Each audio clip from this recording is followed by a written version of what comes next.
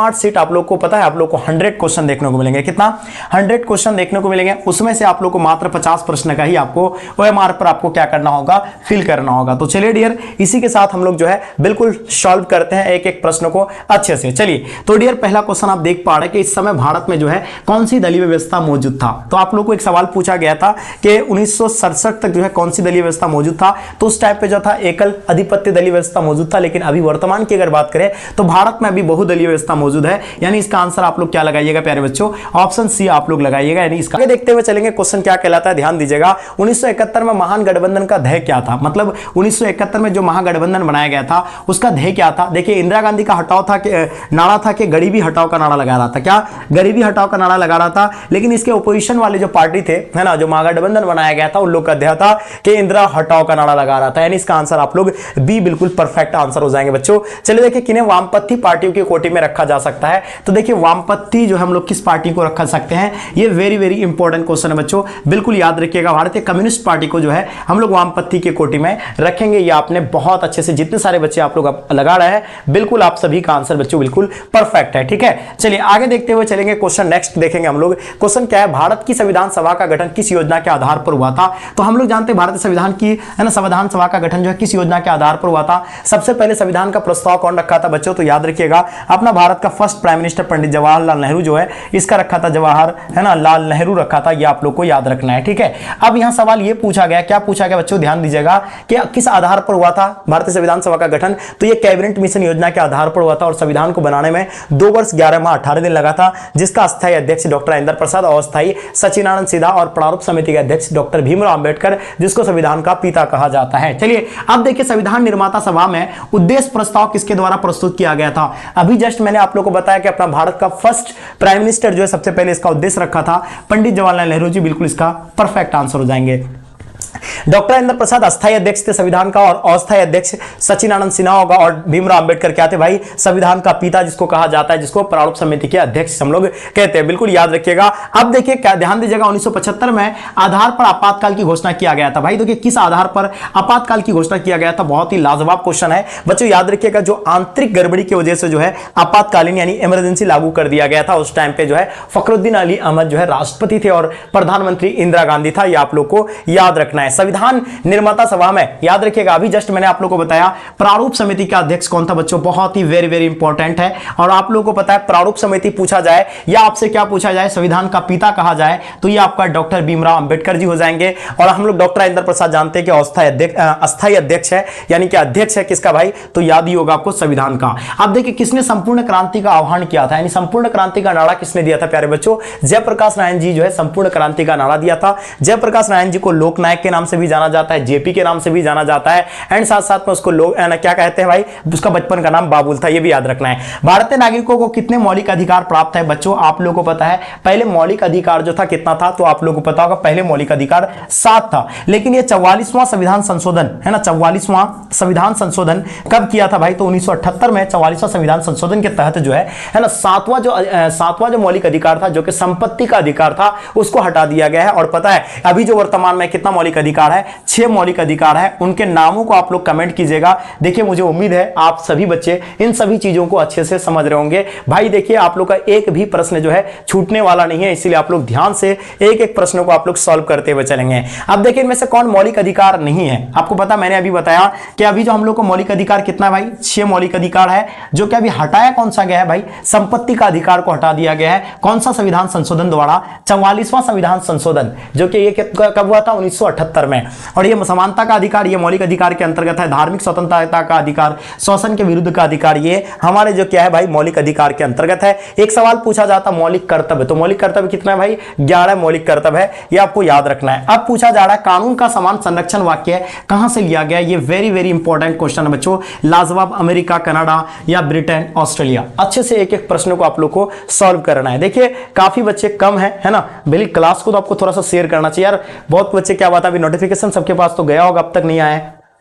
बिल्कुल आप लोग क्या लगा रहे भाई, तो ये जो लिया गया कानून का समान संरक्षण ये अमेरिका से लिया गया है, ये आप लोग नोट कर लीजिएगा। वयस्क मताधिकार से तात्पर्य क्या है पता है? वयस्क जो मताधिकार यानी जो अपना मत जो देता है कितने वर्ष की उम्र में, हम लोग जानते हैं कि 18 वर्ष जिसका उम्र होता है उसे मत देने का अधिकार है, यानी सरकार चुनने का उसको अधिकार है अपना मत के द्वारा। 18 वर्ष के वयस्कों को मताधिकार है, ये बिल्कुल इसका सही जवाब होगा। ऑप्शन आप लोग का बच्चों बिल्कुल परफेक्ट ए आंसर हो जाएंगे। चलिए अब हम लोग देखेंगे बच्चों एक क्वेश्चन को, प्रतिनिधि लोकतंत्र का आधार है, ये बताइएगा कहां पे प्रतिनिधि जो है लोकतंत्र का आधार है, ये आप लोग को बताना है कहां पे भाई। वेरी वेरी इंपॉर्टेंट क्वेश्चन है ये आपका स्वतंत्र न्यायपालिका में, सशक्तिकरण कार्यपालिका, वयस्क मताधिकार या लोकसभा में। तो प्रतिनिधि लोकतंत्र का आधार है, ये आप लोगों को लगाना है। बहुत अच्छा, बहुत ही लाजवाब बच्चों, बहुत ही जबरदस्त है ना। चलिए बहुत बढ़िया भाई, तो आप लोग लगा रहे सर लोकसभा, बिल्कुल सही जवाब होगा, इसका सही आंसर हो जाएंगे लोकसभा। अब देखेंगे बच्चों सवाल क्या है, प्रतिनिधि सरकार की प्रमुख विशेषता है भाई। देखिए प्रतिनिधि जो है सरकार की जो है प्रमुख विशेषता क्या है भाई, तो ये आपको संघात्मक सरकार में होगा, यानी अगर आपने ऑप्शन बी लगाया बच्चों तो बिल्कुल परफेक्ट है, यानी 40 नंबर क्वेश्चन का ऑप्शन आप लोग बी बिल्कुल कौन कौन बच्चे लगा रहे हैं, बिल्कुल सही है। अब देखेंगे बच्चों क्वेश्चन देखेंगे, क्वेश्चन नंबर 15 देखिएगा कि मुख्य चुनाव आयुक्त तथा अन्य चुनाव आयुक्त की नियुक्ति किनके द्वारा की जाती है। तो हम लोग जानते हैं कि जो मुख्य चुनाव आयुक्त होता है तथा अन्य चुनाव आयुक्त की जो नियुक्ति जो किया जाता है वो राष्ट्रपति के द्वारा किया जाता है। किसके द्वारा भाई, आप लोग कितने बच्चे लगा रहे हैं, बिल्कुल सही है ना, बिल्कुल परफेक्ट है आप लोगों का। चलिए आगे देखते हुए चलेंगे क्वेश्चन भाई, मुख्य चुनाव आयुक्त का कार्यकाल कितना होता है भाई। तो हम लोग जानते हैं कि अगर मुख्य चुनाव आयुक्त की अगर कार्यकाल की बात करते हैं, एकदम वेरी वेरी इंपॉर्टेंट क्वेश्चन है, हम सब जानते हैं अगर इसका बात करते हैं भाई तो 6 वर्ष से लेकर 65 वर्ष की आयु तक जो भी पहले हो, ये आप लोग का आंसर, यानी बिल्कुल ऑप्शन बी इसका परफेक्ट आंसर हो जाएंगे। चलिए आगे देखेंगे नेक्स्ट क्वेश्चन देखिएगा, भारत के जो प्रधानमंत्री होते हैं वो क्या होते हैं, नियुक्त होते हैं, मनोनीत होते हैं, निर्वाचित होते हैं या इनमें से कोई नहीं। 17 number question, very very important question, मुझे उम्मीद है इसका आंसर आप लोग बिल्कुल सही लगाएंगे। ठीक है, क्या दे रहे हैं भाई जल्दी बताइएगा, ये चीजें तो मैंने आप लोग को बता रखा है ना। तो नियुक्त होते हैं या निर्वाचित होते हैं भाई, तो नियुक्त होते हैं, है ना। चलिए आगे देखेंगे क्वेश्चन क्या है, भारत के संविधान के किस अनुच्छेद के अधीन भारत के राष्ट्रपति महाभियोग चलाया जा सकता है। तो बताइएगा कौन सा, भारत के संविधान कौन सा यानी आर्टिकल के तहत जो है राष्ट्रपति पर जो महाभियोग चला जा सकता है। तो अनुच्छेद आपका जो है कौन सा होगा भाई, 61 के तहत जो है हम लोग क्या कर सकते हैं, राष्ट्रपति पर महाभियोग चलाया जा सकता है, वो आपका अनुच्छेद 61 के तहत होगा। ठीक है, आगे देखेंगे भाई, और ये 356, ये देखिए 56 आप लोग को याद रखना है, ये आर्टिकल के तहत जो आप यानी किसी भी है ना राज्य पर जो है क्या है भाई आपातकाल लगाया जाता है इसके तहत। ठीक है, आगे देखिए भारत में राष्ट्रपति की स्थिति क्या है। देखिएगा भारत में जो राष्ट्रपति की जो स्थिति है अमेरिका के राष्ट्रपति के समान बिल्कुल नहीं है। आगे देखिए भाई कनाडा के गवर्नर जनरल के समान होते हैं, ब्रिटिश की महारानी के समान, ये बिल्कुल इसका सही होगा आपका। चलिए आगे देखेंगे बच्चों, क्वेश्चन देख पा रहे हैं, राज्यसभा की सदस्यता के लिए न्यूनतम आयु क्या होनी चाहिए। जो नहीं राज्यसभा की जो है सदस्यता के लिए न्यूनतम आयु 25 वर्ष बिल्कुल नहीं, 21 वर्ष नहीं होगा आपका, है ना, 30 वर्ष होगा, या आपका यानी 35 वर्ष हो जाएंगे। बहुत ही इंपॉर्टेंट क्वेश्चन है, यानी राज्यसभा के लिए जो है कम से कम आपका आयु जो होनी चाहिए वो 30 वर्ष का होनी चाहिए। कितना वर्ष का, 30 वर्ष का होनी चाहिए बच्चों। बहुत अच्छे से आप लोग आंसर दे रहे हैं, है ना। तो सभी बच्चे बिल्कुल प्यारे बच्चों शेयर जरूर कीजिएगा। आगे देखते हुए चलेंगे, क्वेश्चन क्या है, भारत में उपराष्ट्रपति का निर्वाचन किया जाता है। देखिए उपराष्ट्रपति जो चुना जाता है भारत में, तो वो कैसे चुना जाता है, ये चीजें आप लोगों को बतानी है। बहुत अच्छे से लगा रहे बच्चों, बहुत बढ़िया। ठीक है, तो देखिए याद रखिएगा, उसको जो उपराष्ट्रपति को जो चुना जाता है राज्य की विधानसभाओं के द्वारा, बिल्कुल नहीं, उस निर्वाचक मंडल द्वारा जो राष्ट्रपति को चुनता है, ये बिल्कुल सत्य बात है। जो राष्ट्रपति को जो चुनता है उसी मंडल के द्वारा ही जो है उपराष्ट्रपति को चुना जाता है। आगे देखिए राज्यसभा के कोड़म के लिए जो निर्धारित संख्या कितना है भाई। देखिए राज्यसभा के जो कोड़म के लिए निर्धारित संख्या जो होता है वो कितना होता है भाई, वेरी वेरी इंपॉर्टेंट क्वेश्चन है, इनके बारे में बताइए। 22 नंबर क्वेश्चन का आप सभी बच्चे बहुत अच्छे से आंसर दे रहे हैं, बिल्कुल आप लोगों का आंसर करेक्ट होगा, यानी 25 बच्चों इसका आंसर बिल्कुल क्लियर है। ठीक है, चलिए लोकसभा की जो अधिकतम सदस्य की संख्या कितना भाई, तो हम सब जानते हैं कि लोकसभा की जो अधिकतम सदस्य की संख्या, ऐसे आप लोगों को पता है जितना पे इलेक्शन कराया जाता है वो 545 पे, लेकिन अधिकतम पूछा जाए तो 552 हो सकता है। ये आप लोग बिल्कुल ये आप लोग नोट कर लीजिएगा। चलिए आगे देखिए सवाल, देखिए राज्यसभा का सभापति कौन होता है भाई, ध्यान दीजिएगा, राज्यसभा का जो सभापति होता है वो कौन हो सकता है, वेरी वेरी इंपॉर्टेंट क्वेश्चन है। ठीक है, चलिए अच्छे से लगाइए, एक एक प्रश्नों को अच्छे से आप लोग बच्चों बिल्कुल परफेक्ट लगाइएगा। ठीक है, चलिए बहुत जबरदस्त बच्चों, आप सभी एकदम बिल्कुल मजे से आंसर दे रहे हैं, बिल्कुल गजब का है। ठीक है, चलिए कितने बच्चे लगा रहे हैं भाई, चलिए काफी बच्चे सी लगा रहे हैं, कुछ बच्चे डी लगा रहे हैं, तो हम सब जानते हैं कि सी होगा उपराष्ट्रपति द्वारा, बिल्कुल परफेक्ट है। आगे देखेंगे भाई क्वेश्चन देखेंगे, 73वें संविधान संशोधन द्वारा पंचायती राज संस्थाओं का कार्यकाल कितना है भाई। तो हम लोग जानते हैं 73वें संविधान संशोधन के द्वारा जो पंचायती राज संस्थाओं का जो कार्यकाल होता है, यानी पंचायत में जो हम लोग पंचायत इलेक्शन होता है भाई वो कितना 5 साल के बाद होता है, यानी उसका जो है 5 वर्ष का होता है भाई कार्यकाल, ये आपको याद रखना है। आगे देखिए देखिए 73वां संविधान संशोधन द्वारा भारतीय संविधान की कौन सी अनुसूची जोड़ी गई है, तो याद रखिएगा 73वां संविधान संशोधन द्वारा जो है ना, जो अनुसूची जोड़ी गई है वो कौन सा, ये 11वीं या 9वीं या 10वीं। तो ये बिल्कुल आप लोग को लगाना है, बहुत अच्छे से लगा रहे बच्चों, आप सभी बच्चे बहुत अच्छे से दे रहे हैं, है ना। चलिए, गुड आंसर, वेरी गुड बच्चों, बिल्कुल सही है ना, बिल्कुल सही। आपको याद रखना है कौन सा अनुसूची होगा भाई, 11वीं अनुसूची, बिल्कुल इसका आंसर आप लोग बिल्कुल याद रखिएगा, ठीक है। आगे देखेंगे, सवाल है कि विधानसभा का सदस्य निर्वाचित होने के लिए कितनी उम्र चाहिए। अगर विधानसभा, देखिए विधानसभा का जो कार्यकाल होता है वो कितना वर्ष का होता है भाई, ये तो आपको पता है 5 वर्ष का होता है। कितना वर्ष का होता है, हाँ, और 5 वर्ष का। ये आपका विधानसभा का सदस्य के होने के लिए भाई 25 वर्ष उम्र चाहिए। और विधानसभा का सीट कितना है बिहार में भाई, तो बिहार में अगर बात करें तो 243 है। अगर वहीं पूछा जाए विधान परिषद का कार्यकाल कितना होता है, तो वो 6 वर्ष का होता है। ये आप लोग को याद रखना है। और इसका है ना, आयु भी जो है 30 वर्ष का होता है, 25 वर्ष नहीं 30 वर्ष होता है। किसी भी जो है ना राज्य की विधानसभा की अधिकतम अनुभागीय सदस्य सीमा कितना हो सकता है, 400 सदस्य हो सकता है या 425 सदस्य हो सकता है। इससे अधिक आपका अधिक से अधिक कितना हो सकता है भाई, 500 सदस्य या 545 सदस्य से अधिक हो सकता है। ये आप लोगों को बतानी है, जल्दी लगाइएगा। बहुत बढ़िया, आप सभी बच्चे एकदम बिल्कुल परफेक्ट लगा रहे हैं, बहुत जबरदस्त, है ना।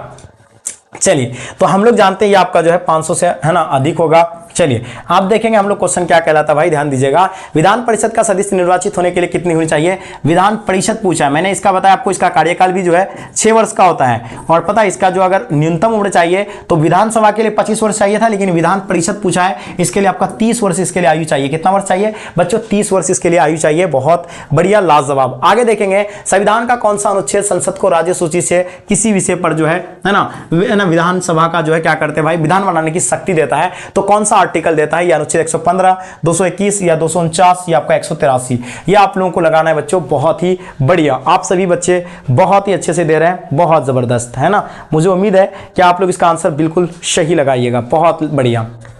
ओके बच्चों, बिल्कुल सही है आप लोगों का, ठीक है। चलिए, जितने सारे बच्चे लगा रहे हैं बिल्कुल सही है, बिल्कुल। आप लोग क्या लगा रहे हैं भाई, कुछ बच्चे ए लगा रहे हैं, कुछ बच्चे डी लगा रहे हैं, कुछ बच्चे बी लगा रहे हैं, ठीक है।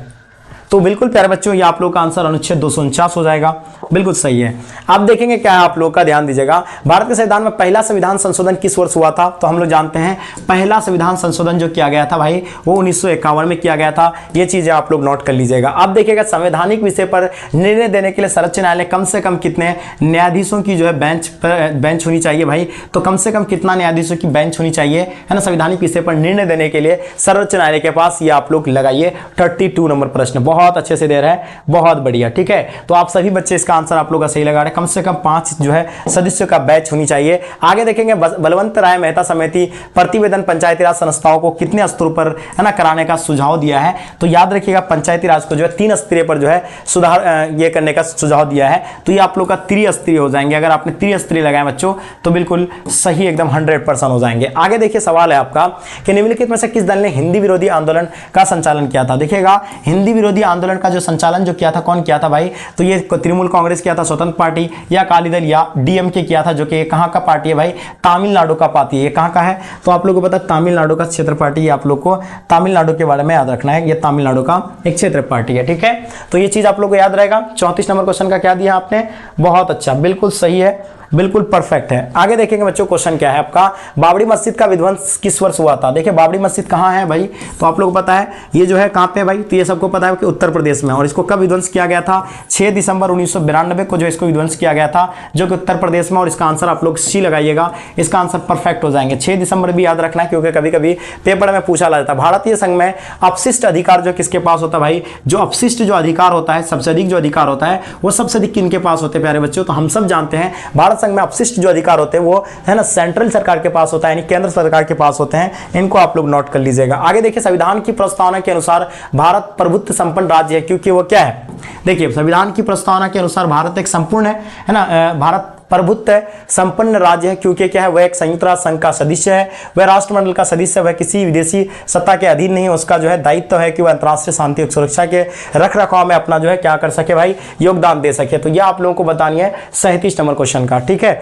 चलिए, क्या बता रहा है, बहुत अच्छी बात है, 37 नंबर क्वेश्चन बहुत अच्छे से दे रहे हैं, है ना। चलिए, तो बिल्कुल आप लोग का सही आ रहा है बच्चों, डी है ना, आप लोग का सही आंसर हो जाएंगे। आगे देखिए क्या कहलाता है, आप नेक्स्ट सवाल देखेंगे, संविधान के किस संशोधन ने मौलिक कर्तव्यों को जोड़ा है भाई। तो याद रखिएगा मौलिक कर्तव्य की बात कर रहे हैं हम लोग को। मौलिक कर्तव्य कितना भाई, तो मौलिक कर्तव्य जो है 11 है, और मौलिक कर्तव्य को जो जोड़ा गया है वो संविधान का जो 42वां संविधान संशोधन के द्वारा जो है मौलिक कर्तव्य को जोड़ा गया है, यानी इसका आंसर आप लोग का सी बच्चों बिल्कुल परफेक्ट है। आगे देखिए, भारत में मुख्यतः एकात्मक राज्य, इस विचार का प्रतिपादक कौन है? भारत मुख्यतः एकात्मक राज्य है और इसके विचारक जो है कौन है? डी.बी. बसु है, मॉरिस जोन्स है, अशोक चंद्र या जी.एस. जॉन्सी हो जाएंगे। ये बच्चों आप लोगों को लगाना है, बहुत अच्छे से लगाइए। बहुत ही लाजवाब क्वेश्चन है और मुझे उम्मीद है आप सभी बच्चे इनका आंसर सही से लगा रहे होंगे। ठीक है, बहुत अच्छे से दे रहे बच्चों, बहुत जबरदस्त। तो ये आप लोग का जो होगा डी.डी. बसु हो जाएंगे, बहुत बढ़िया। चलिए अब देखिए भाई क्वेश्चन क्या है, संघात्मक ढांचे के लिए अपरिहार्य लक्षण कहाँ है भाई?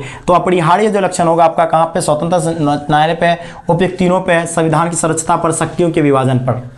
चलिए बिल्कुल आराम से आप लोग को समय दिया गया है, कोई दिक्कत नहीं। बहुत सारे बच्चे बोल रहे हैं सर समय नहीं देते हैं, बिल्कुल आप लोग को समय दिया गया भाई, कोई दिक्कत नहीं, आराम से आप लीजिए, बहुत अच्छी बात है। तो देखिए इसमें संविधान की स्वच्छता भी होगा, स्वतंत्रता संचालनालय भी होगा, यानी इसका आंसर आप लोग इनमें से सभी लगाइएगा।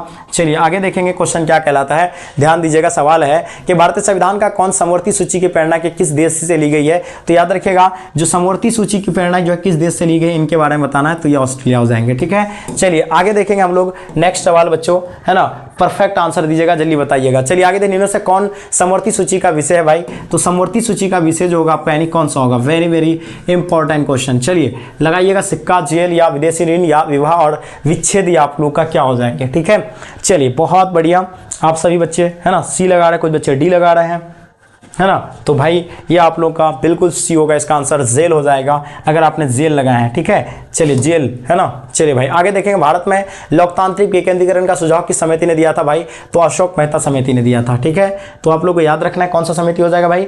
अशोक मेहता समिति होगा, नहीं अशोक मेहता नहीं होना चाहिए, बलवंत राय मेहता समिति होना चाहिए। आई थिंक मुझे लगता है बलवंत राय मेहता समिति होगा, ये आपने बहुत अच्छे से लगाया। ठीक है, तो ये था आप लोग का 43 नंबर क्वेश्चन। आप देखेंगे 44 क्या कहलाता है? 73वां संविधान संशोधन द्वारा 11वें अनुसूची में पंचायती राज संस्थाओं को कितने दिनों के कार्य सौंपे गए हैं? तो ये बताइएगा भाई, अधिकतर जो है कितने दिनों के कार्य सौंपे गए हैं? 44 नंबर क्वेश्चन, अच्छे से लगाइए, बहुत जबरदस्त, मजा आ गया बच्चों। आप सभी जो है आंसर बिल्कुल सही लगा रहे हैं, तो वो आपका 29 दिन का, ये आपने बिल्कुल सही लगाया है ना। चलिए आगे देखेंगे भाई, संविधान संशोधन की प्रक्रिया का वर्णन किया गया है, तो कौन सा आर्टिकल में जो है संविधान संशोधन का प्रक्रिया का वर्णन किया गया है? तो अनुच्छेद 368 में। कौन सा में? अनुच्छेद 368 आप लोग बता रहे हैं, वेरी गुड।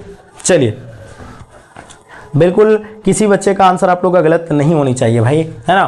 तो बिल्कुल सही आप लोग ने अगर लगाए हैं तो बिल्कुल ये जो आपका होगा, ये अनुच्छेद आपका 368 में जो है ये जो है किया गया। और अनुच्छेद 352 क्या है? तो भाई ये राष्ट्रीय, है ना, आपातकाल लगाया जाता है, ये इस अनुच्छेद के तहत राष्ट्रीय आपातकाल। ठीक है, चलिए तो ये तो पता होगा ही। उसके बाद 370 ये कहाँ से संबंधित था? ये जम्मू कश्मीर से संबंधित था। 356 क्या हो जाएगा? किसी भी राज्य में जो आप यानी है ना आपातकाल लगा सकते हैं, इमरजेंसी। केशवानंद, ध्यान दीजिएगा, केशवानंद भारतीय विवाद सर्वोच्च न्यायालय ने किस विषय पर निर्णय दिया है? ये बताइएगा, केशवानंद भारतीय विवाद को लेकर के, है ना, काफी बच्चे इनको लेकर के परेशान है। चलिए बताइए 46। चलिए भाई बहुत बढ़िया भाई, आप लोग सभी बच्चे जो है बिल्कुल सही लगा रहे। संसद मौलिक अधिकारों के संशोधन नहीं कर सकते हैं, है ना, बिल्कुल। क्या देखिएगा आगे देखेंगे क्वेश्चन क्या कहलाता है, ऑन लिबर्टी पुस्तक के लेखक कौन है भाई? तो ये ऑन लिबर्टी पुस्तक की बात कर रहे हैं, तो ऑन लिबर्टी पुस्तक की लेखक जी.एस. मिल हो जाएंगे। क्या हो जाएंगे भाई? ऑन लिबर्टी पुस्तक के लेखक कौन हो जाएंगे? जी.एस. मिल हो जाएंगे। ठीक है, चलिए बहुत बढ़िया।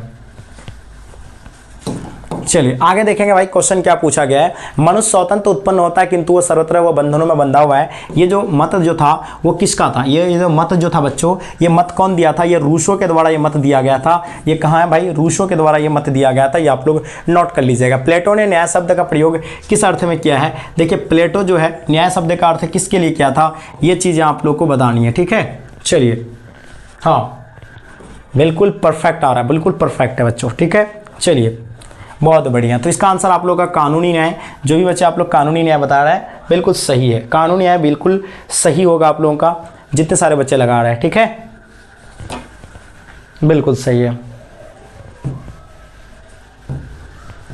हाँ, अब देखिए क्या कहलाता है कि निम्नलिखित में से किस आधार पर एक देश की नागरिकता प्राप्त की जा सकती है भाई। तो देखिए ये अगर किसी भी देश का अगर नागरिकता प्राप्त करना चाहते हैं तो आपको क्या वहाँ का निश्चित निवास आपके पास होना चाहिए, जन्म आपका उसी देश का होना चाहिए, सरकारी कोई सेवा में है तो आप जो है आप क्या ले सकते हैं, नागरिकता ले सकते हैं। इसलिए इसका आंसर आप लोग का डी बच्चों बिल्कुल परफेक्ट आंसर हो जाएंगे। आगे देखेंगे भारतीय नागरिकता अधिनियम कब पारित किया गया था। तो हम सब जानते हैं भारतीय अधिनियम नागरिकता जो पारित किया गया था वो 1955 में किया गया था। कब किया गया था भाई, 1955 में। ठीक है, चलिए बहुत अच्छे से लगा रहे हैं, बहुत बढ़िया। कितने बच्चे दिए आप लोग सही आंसर? हाँ, चलिए बताइए क्या हो जाएगा। चलिए बहुत बढ़िया। चलिए भाई अब देखेंगे हम लोग नेक्स्ट क्वेश्चन, है ना। अब देखेंगे विश्व अहिंसा दिवस किस तिथि को मनाया जाता है। तो हम लोग जानते हैं अहिंसा दिवस तो 2 अक्टूबर को अहिंसा दिवस मनाते हैं, ये तो और पता है। 2 अक्टूबर को गांधी जयंती भी मनाया जाता है, ये भी आपको याद रखना। 30 जनवरी को क्या मनाते हैं, शहीद दिवस मनाते हैं, ये भी आप लोग को याद रखना, शहीद दिवस। उसके बाद 10 दिसंबर को मानवाधिकार दिवस भी मनाया जाता है, ये भी आपको याद रखना है। आगे देखेंगे भाई क्या है कि 2003 में 92वें संविधान संशोधन ने भारतीय संविधान की 8वीं अनुसूची में कौन सी भाषा जो है जोड़ी गई है। तो वो बोडो भाषा को जोड़ा गया है। और वो बोडो भाषा किससे संबंधित है भाई, तो असम से संबंधित है। कहाँ पे, किससे संबंधित होगा, असम से संबंधित होगा। बहुत बढ़िया, आपने बहुत अच्छे से लगाए, है ना। सॉरी, डोगरी भाषा को ऐड किया गया था। सॉरी, कौन सा, डोगरी भाषा को।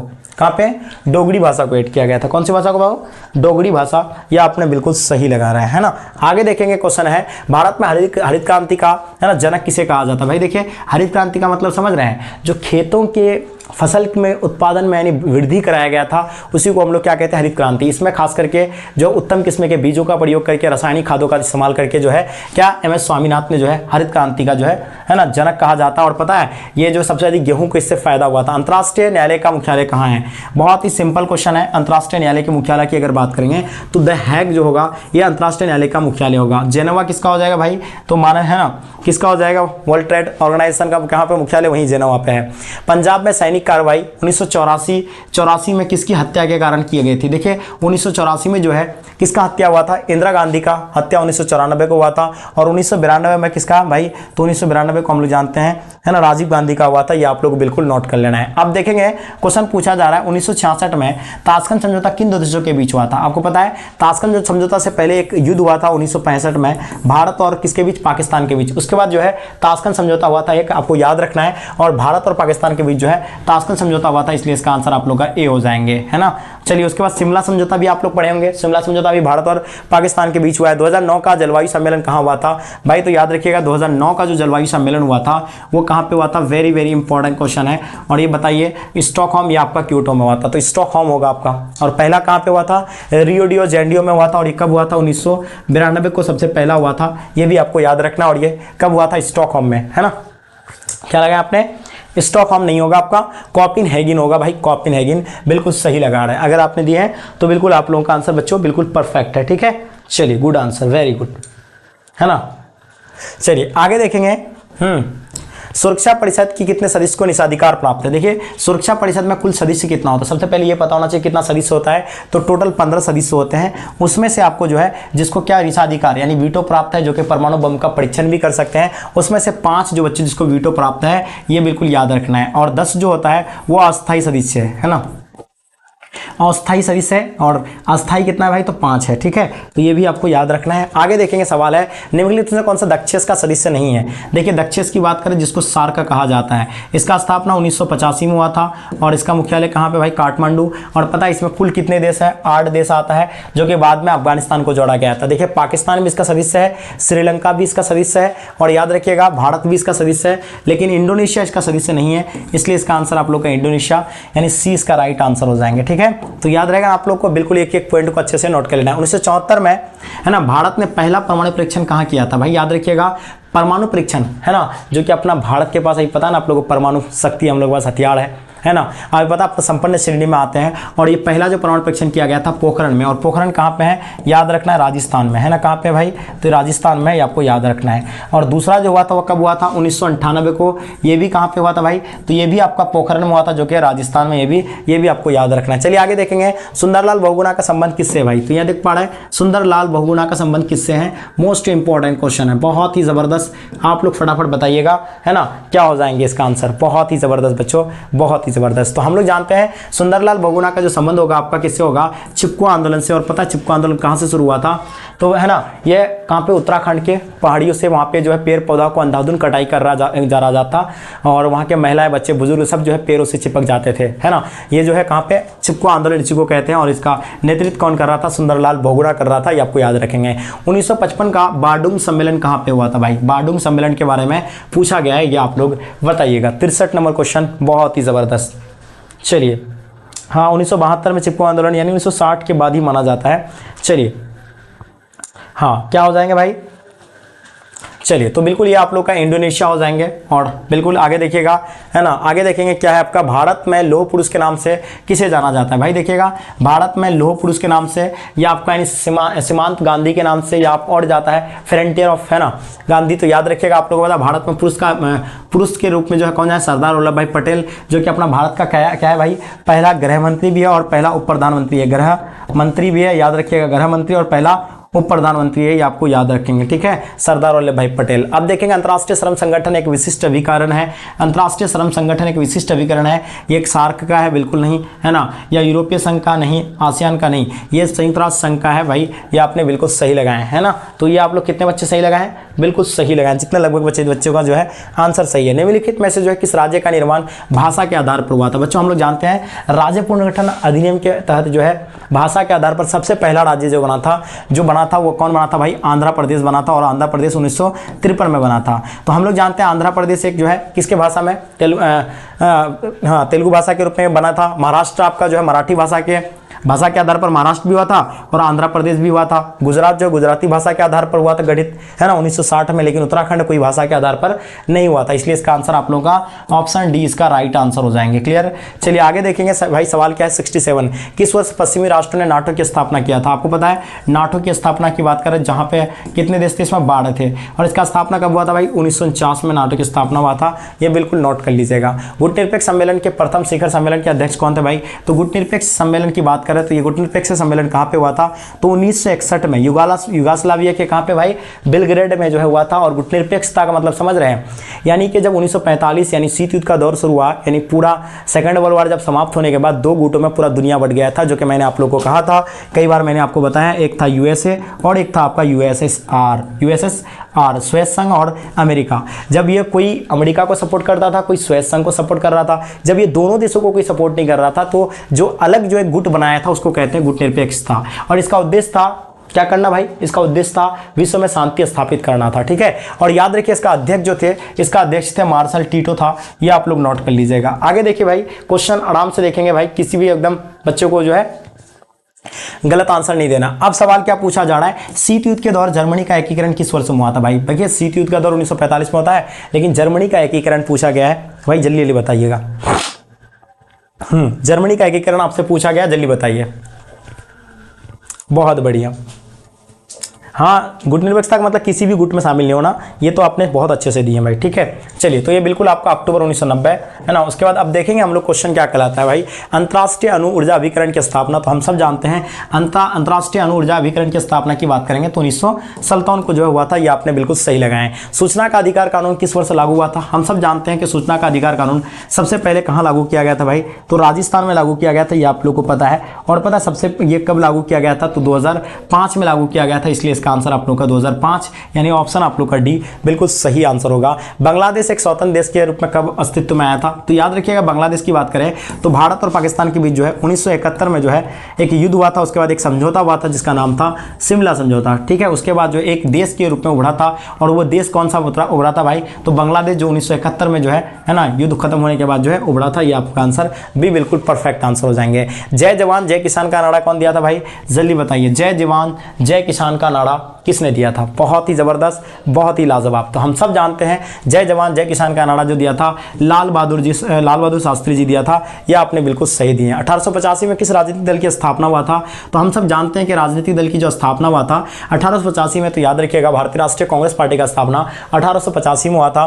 भारतीय जनता पार्टी की अगर बात करेंगे बच्चों तो 1977 में भारतीय जनता पार्टी का स्थापना हुआ था। उसकी बात करते हैं हम लोग मुस्लिम लीग की अगर बात करेंगे तो 1906 में मुस्लिम लीग का स्थापना हुआ था। उसकी बात करते हैं जनता पार्टी की अगर बात करते हैं तो इसका स्थापना 1977 में। प्यारे बच्चों यहाँ से आप लोगों को 100% आपका पेपर में बिल्कुल छप गया है, सेंटर एग्जाम में भी हो चाहे फाइनल एग्जाम में, ये सारे के सारे प्रश्न आपका जो है बिल्कुल छप गया है। किस अमेरिकी राष्ट्रपति को जो है ना 2009 में जो है शांति में जो है नोबेल पुरस्कार जो है प्रदान किया गया था, तो उसको जो कौन, यानी बराक ओबामा को जो है शांति में नोबेल पुरस्कार प्राप्त हुआ था। यानी याद रखिएगा, आप लोग का आंसर परफेक्ट आंसर हो जाएंगे। भारत में नई आर्थिक नीति किस वर्ष शुरू हुआ था, तो आप लोगों को पता है नई आर्थिक नीति की अगर बात करते हैं तो ये 1991 में जो है नई आर्थिक नीति की है ना शुरुआत हुआ था, और उस टाइम पे प्रधानमंत्री कौन था, नरसिम्हा राव। अब बात करते हैं बोडोलैंड क्षेत्रीय परिषद किस राज्य में स्थित है। जहां बोडोलैंड की बात आ जाता है वहां तुरंत आप लोग का आंसर क्या होना चाहिए, असम होगा। क्या होगा प्यारे बच्चों, असम। आप लोग बिल्कुल सही आंसर लगा रहे हैं अगर आपने असम आंसर लगाए। चलिए आगे देखेंगे, परमाणु अप्रसर संधि पर किस देश ने हस्ताक्षर नहीं किया था, तो याद रखिएगा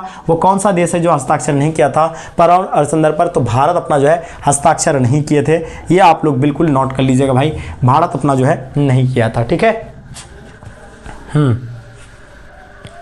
बिल्कुल आपने बहुत अच्छे से लगाए भाई, बहुत ज़बरदस्त है ना। चलिए अब हम लोग देखते हैं भाई, अब आप लोग का क्या है भाई, याद रखिएगा अमेरिकी में वर्ल्ड ट्रेड सेंटर पर जो हमला किया गया था, याद रखिएगा अमेरिकी वर्ल्ड ट्रेड सेंटर पर जो आतंकवादी हमला हुआ था वो कब हुआ था, 9 सितंबर 2002 को बिल्कुल नहीं हुआ था, है ना, 11 सितंबर 2001 या 9 सितंबर 2001 या 11 सितंबर 2001 में। तो बताइए 11 सितंबर 2001 आप लोग को याद रखना है, कब हुआ था, 11 सितंबर 2001 में। ठीक है, तो यानी आपको याद रखना है, इसका आंसर आपका 11 सितंबर 2001 को रखा गया था, हो गया था। ठीक है, चलिए आगे देखेंगे, भारत में अब कितने राज्य है भाई, टोटल अभी जो भारत में वर्तमान में जो राज्य है ये एकदम बिल्कुल मोस्ट इंपॉर्टेंट है। हम सब जानते हैं 28 राज्य है, और पता कितने जो है केंद्र शासित प्रदेश है, 8 जो है केंद्र शासित प्रदेश है, ये भी आपको याद रखना है। किस वर्ष विश्व व्यापार संगठन की स्थापना हुआ था, जो कि मैंने आप लोगों को पढ़ाया है, WTO, जिसका फुल फॉर्म होता है वर्ल्ड ट्रेड ऑर्गेनाइजेशन। इससे पहले इस संगठन का नाम क्या हुआ करता था, इससे पहले इसका नाम हुआ करता था गेट, जो कि इसका स्थापना 1948 में हुआ था। फिर बाद में जो है ये विश्व व्यापार संगठन में परिवर्तित हो गया था, और इसका स्थापना जो है 1995 में हुआ था, और इसका मुख्यालय कहाँ पे है भाई, जेनेवा में है, ये आप लोग याद रखिएगा। ठीक है, आगे देखेंगे संयुक्त राष्ट्र संघ है ना दिवस किस तिथि को मनाया जाता है, संयुक्त राष्ट्र है ना दिवस किस तिथि को मनाया जाता है, ये बताइएगा। 15 अगस्त को हम लोग क्या मनाते हैं भाई, तो हम लोग स्वतंत्रता दिवस मनाते हैं, ये तो नहीं होगा, आप लोग बताइए फास्ट। 82 नंबर क्वेश्चन का, बहुत अच्छी बात है ना।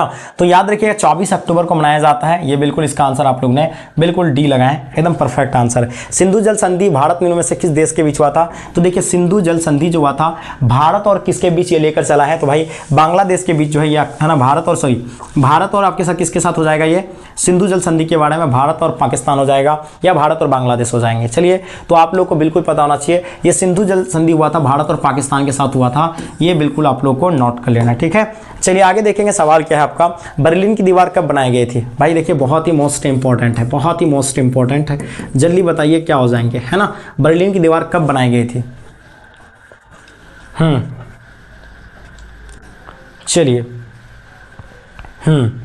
बिल्कुल सही लगा रहे हैं, लगभग बच्चे का आप लोग का सही आ रहा है। तो बर्लिन का दीवार 1961 में जो है बनाई गई थी, ये आपने बहुत अच्छे से लगाए हैं। क्योटो संधि की हस्ताक्षरित हुआ था भाई, तो ये आप लोग याद रखिएगा, ये भी जो है 1997 को। ठीक है, आगे देखेंगे, सवाल क्या है, वैश्वीकरण किस विचारधारा पर आधारित है भाई, तो हम सब जानते हैं वैश्वीकरण की अगर बात करते हैं तो ये किस पर आ जाएगा आपका, समाजवाद, है ना, साम्यवाद, अराजकतावाद, या आपका उदारवाद पे। ठीक है, तो आप लोग क्या लगा रहे हैं सर, कि सर उदारवाद, बिल्कुल बच्चों इसका सही आंसर होगा अगर आपने उदारवाद लगाए, है ना, तो बिल्कुल आपने उदारवाद अगर लगाए हैं तो बिल्कुल सही आंसर आप लोगों का परफेक्ट है, बिल्कुल सही है। ठीक है, चलिए आगे देखेंगे, सवाल क्या आपका, ध्यान दीजिएगा कि मनरेगा कार्यक्रम की शुरुआत किसके द्वारा की गई थी भाई, तो देखिए मनरेगा जो कार्यक्रम जो है ये शुरू किया गया था मनमोहन सिंह जी के द्वारा शुरू किया गया था, ये चीजें आप लोग नोट कर लीजिएगा। आगे देखिए, बहुत सिंपल क्वेश्चन है, भारत में प्रतिबद्ध नौकरशाही का विचार का समर्थन जो है किसने किया था, है ना, तो प्रतिबद्ध नौकरशाही का विचार का जो समर्थन किया था वो कौन थे भाई, अपना भारत के, जल्दी बताइएगा। ठीक है ना, तो ये बिल्कुल आप लोग का जो है इंदिरा गांधी हो जाएगा। आगे देखेंगे हम लोग, सवाल क्या आपका, ध्यान दीजिएगा, सौराष्ट्र है ना क्षेत्र किस राज्य में आता है, देखिए सौराष्ट्र की बात सुन करके बहुत सारे बच्चे महाराष्ट्र दे देते हैं, बिल्कुल नहीं, सौराष्ट्र आपका जो है कहाँ पे भाई, गुजरात में है, ये आप लोग याद रखिएगा, इसका आंसर आप लोग का गुजरात बिल्कुल सही आंसर हो जाएंगे। ठीक है, उल्फा एक किस देश का एक आतंकवादी संगठन है, जो कि मैंने आप लोग को कई बार कराया है, वेरी वेरी इंपॉर्टेंट क्वेश्चन है। जैसे श्रीलंका का मैंने आप लोग को बताया था कि लिट्टी जो इसका आतंकवादी संगठन है, लिट्टी, ठीक है, उसी तरह उल्फा अपना भारत का एक है ना आतंकवादी संगठन है।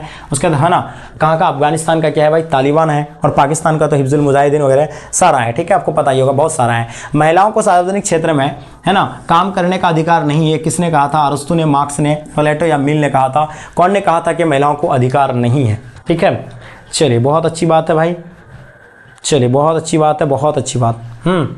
तो आप लोग क्या लगा रहे हैं सर? बी होगा, कुछ बच्चे सी लगा रहे हैं। तो बिल्कुल अरस्तु के द्वारा ये कहा गया था।